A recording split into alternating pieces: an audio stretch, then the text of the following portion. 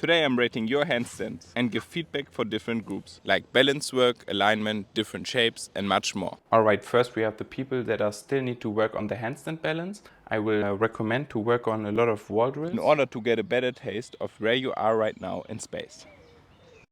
And I think it's also really important to work on your underbalance and your general control to move forward and backward in handstand. So if you always have the feeling you're falling to the wall, make sure you work on your finger push.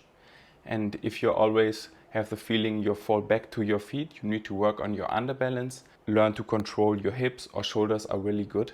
So work on your underbalance and just some general drills to get a map where you are right now in space in your handstand. So next we have overbalance. I saw a lot of people falling over out of the handstand because of two reasons.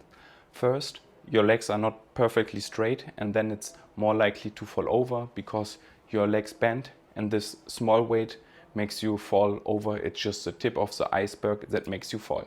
And second, your hip position should be in posterior pelvis tilt. What I mean by that is a straight lower back. And I saw that these guys is having problems with falling over.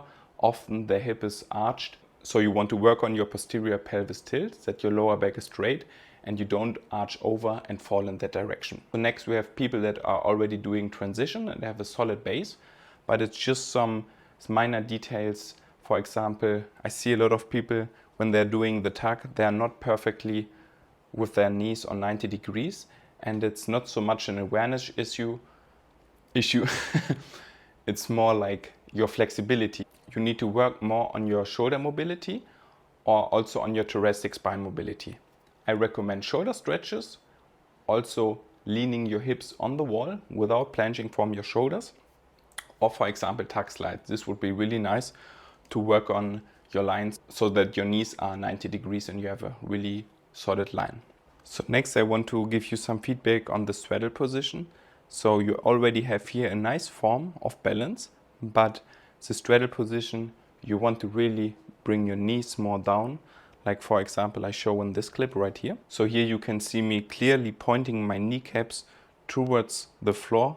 And this is something I would recommend to work on in straddle position, to try to make your kneecaps facing the floor and not forward away from the wall.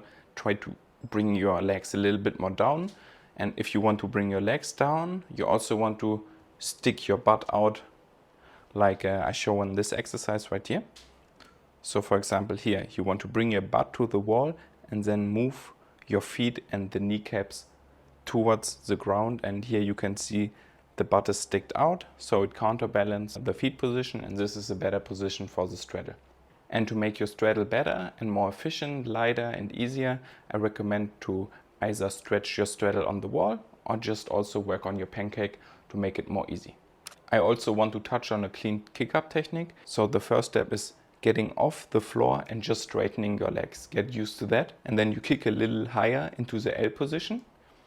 And then you go through the L position to handstand. And here you can see the legs are just straight from the beginning and I don't have to focus so much. Are my legs straight? Do I have to reposition? No, legs are straight. Handstand, I don't have to do anything. So also a little mistake I see often is in the L position having the leg too low and it's gonna pull you down. So I recommend having the leg that's down a little bit more higher and you will have an easier time getting into kick-up. So one of the most common things in handstand I see is having closed shoulders. So you really need to work on your shoulder mobility in order to get away from the banana handstand to have a more straight handstand. Your next step should be getting back to the wall and working on your mobility.